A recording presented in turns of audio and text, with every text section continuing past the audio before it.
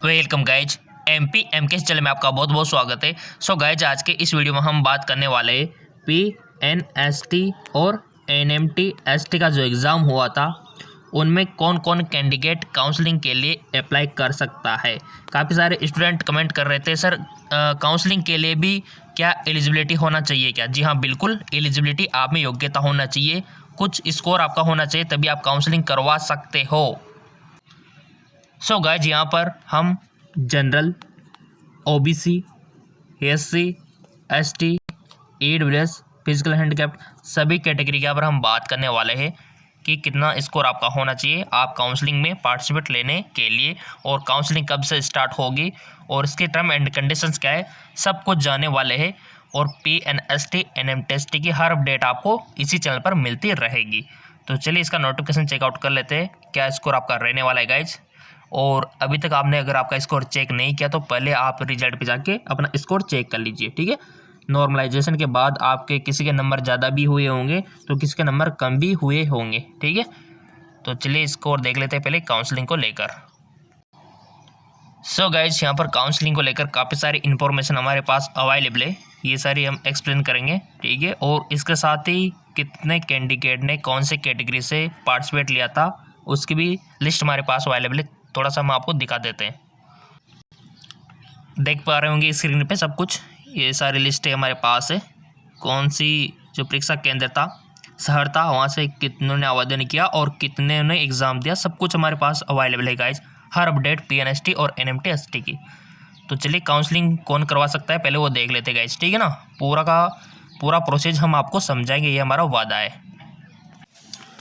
So guys, यहाँ पर आप देख पा रहे होंगे संचालय, ठीक है, संचालनालय स्वास्थ्य सेवाएं मध्य प्रदेश की तरफ से ये जारी होता है और 2019 की ये अपडेट है, यहाँ पर आप देख पा रहे होंगे।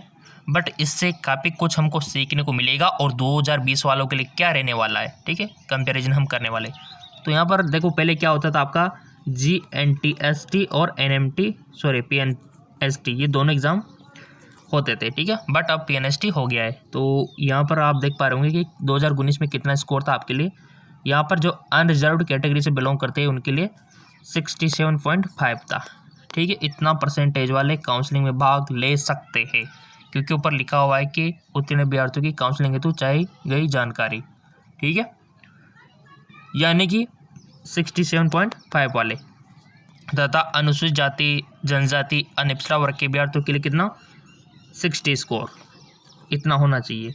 सो गाइज, 2020 के अगर हम बात करें, क्योंकि ये 2019 का है, 2020 के अगर हम बात करें ना, तो यहाँ पर कैंडिडेट की संख्या काफ़ी इंक्रीज हुई है, क्योंकि अभी मैंने लिस्ट आपको दिखाई थी, तो काफ़ी सारे स्टूडेंटों की संख्या बढ़ोतरी हुई है एग्ज़ाम देने को लेकर 2019 के कंपैरिजन में। और सीटों की संख्या तो आपको पता है कि कमी है, तो ऐसे में कंपटीशन क्या हुआ, बढ़ गया। कंपटीशन बढ़ा तो ये स्कोर है ना, ये भी बढ़ेगा, ये बिल्कुल बढ़ेगा, ठीक है। और जैसे कि अनरिजर्व वालों के लिए 2019 में 67 रहा, तो ये 75 तक जाने वाला है, ठीक है। 75% इतना तो जाएगा ही जाएगा, ठीक है। हाँ, काउंसलिंग अगर कोई नहीं करवाता है अधिक रैंक वाला तो कम भी हो सकता है, हल्का 1-2 नंबर आप कम कर सकते हो। और जो अनुसूचित जाति, अनुसूचित जनजाति, अन्य पिछड़ा वर्ग वाले अभ्यर्थी है उनके लिए 60 कट ऑफ मार्क्स है, ठीक है।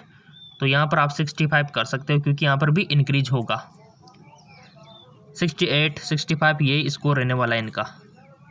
तो थोड़ा सा क्योंकि इंक्रीज होगा, स्टूडेंटों की संख्या काफ़ी बढ़ी है गाइज, क्योंकि इसमें काफ़ी सारे स्टूडेंट इंटरेस्टेड है करने में कोर्स को, तो इसलिए यहाँ पर कट ऑफ थोड़ा अधिक रहने वाला है 2020 में।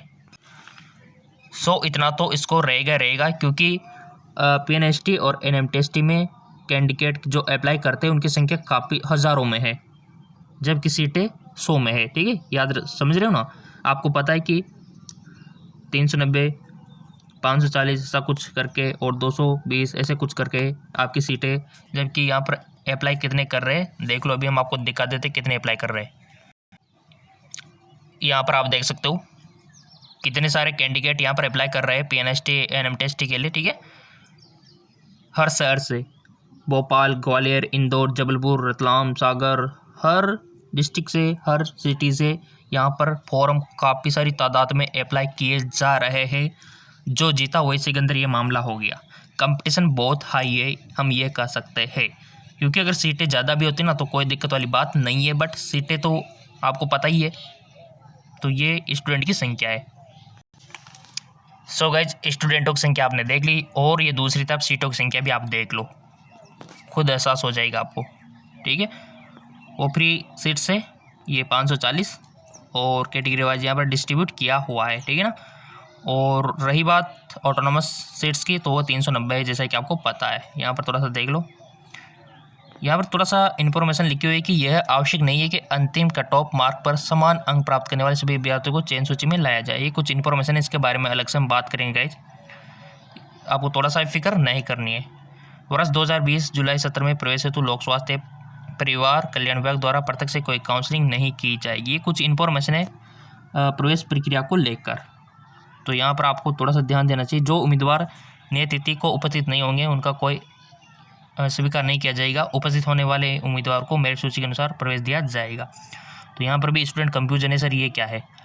नर्सिंग परीक्षण केंद्रों में प्रवेश की प्रथम चरण की काउंसलिंग के उपरांत रिक्त सीटों की जानकारी जो ऑफिशियल वेबसाइट है हेल्थ एमपी गवर्नमेंट, इस पर अवेलेबल प्रकाशित की जाएगी।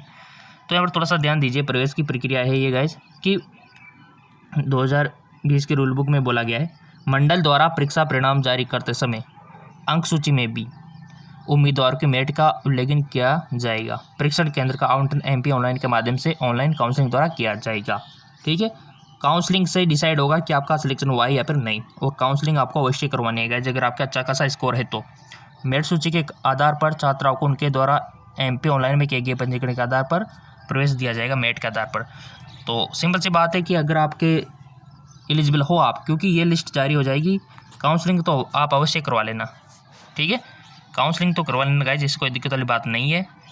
काउंसलिंग तो जो आपकी कट ऑफ है उसके अकॉर्डिंग आपको करवानी होगी, क्योंकि इसमें थोड़ा सा पेमेंट का है ना, इसलिए।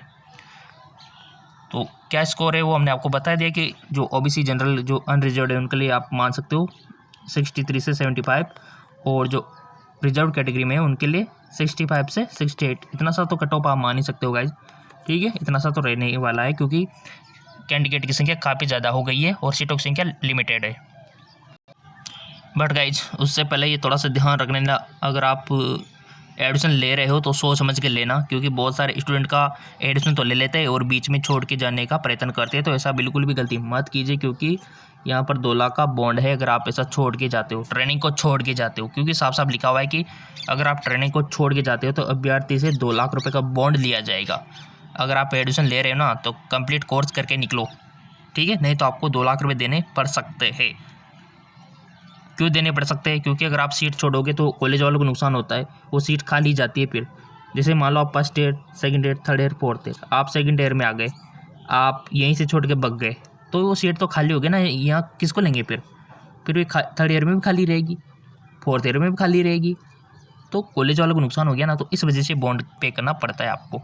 और भी यहाँ पर काफ़ी सारी इंस्ट्रक्शन है, इसका थोड़ा सा ध्यान रखना है काउंसलिंग को लेकर। काउंसलिंग यानी कि आपका एडमिशन की तैयारी, तो सोच समझ के यहाँ पर एडमिशन आपको लेना है। ठीक है, अच्छी तरीके से मेंटली प्रिपेयर है तभी, नहीं तो आपसे साफ साफ बोला गया है कि 2 लाख रुपए का बॉन्ड लिया जा सकता है। सो गाइज, आप अगर फ्री सीट्स और ऑटोनोमस की जो सीट है उनको इंक्लूड करते हो ना, फिर भी आपके हज़ारों में सीटें नहीं होती। ठीक है, 540 प्लस 390 भी कर दोगे फिर भी आपके बहुत कमी है, जबकि स्टूडेंट जो अप्लाई कर रहे हैं उनकी संख्या काफ़ी ज़्यादा है। ठीक है ना, हज़ारों में। तो थोड़ा सा इस बात का ध्यान रखना है आपको। अब आप में से बहुत सारे स्टूडेंट बोलेंगे सर हमारे कम नंबर है तो क्या हम काउंसलिंग नहीं करवा सकते, क्या हमारा सिलेक्शन नहीं होगा क्या? सो गाइज, आपको बिल्कुल भी परेशान नहीं होना है। जब तक एमपी एमके चैनल आपके साथ है तो फिक्र की छोड़ो ना बात।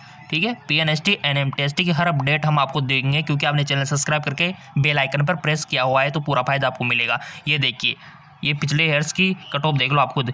उज्जैन जबलपुर में प्रवेश हेतु रिक्त सीटों का वितरण इस प्रकार से दिया हुआ है। कट ऑफ कितना गया था देख लो, 65, 63, 62, 64 ऐसे करके कुछ गया था। आप यहाँ पर देख सकते हो, ये पूरी लिस्ट है हमारे पास A to Z पीएनएसटी एनएमटीएसटी की हर सीटें हमारे पास, और हर इन्फॉर्मेशन हमारे पास PDF के रूप में अवेलेबल है, काफ़ी सारे सालों पहले की भी। ठीक है, तो उससे काफ़ी हेल्प आपको मिलेगी।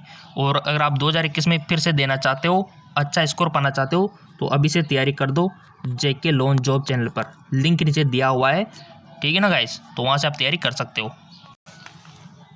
सो गाइज, ये पिछले साल का तो ये स्कोर रहा था काउंसलिंग के लिए, तो इसमें +5 आप कर लो, इतना सा तो बढ़ेगा कंपटीशन है, तो वो काउंसलिंग करवा सकते हैं। और काउंसलिंग कब से स्टार्ट होगी, होने वाले कुछ ही टाइम बकाया रह गया है, और जैसे ही काउंसलिंग के लिए लिंक अवेलेबल हो जाएगा तुरंत आपको वीडियो मिल जाएगा, क्योंकि आपने चैनल सब्सक्राइब करके बेल आइकन पर प्रेस किया हुआ है। अगर आप अच्छा स्कोर पाना चाहते हो तो तैयारी शुरू कर दो, लिंक नीचे डिस्क्रिप्शन में अवेलेबल है।